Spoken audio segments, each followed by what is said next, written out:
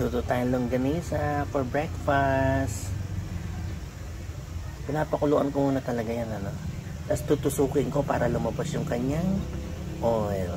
Yan.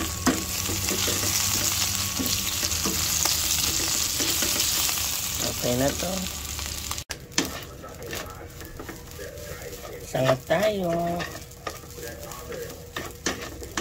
Talagang pinasosobrahan ko ang sinaing, halimbawa, para kinabukasan.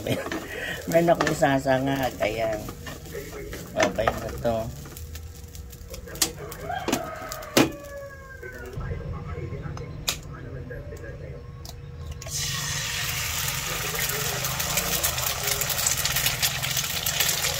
Tapos pupunta sa gilid.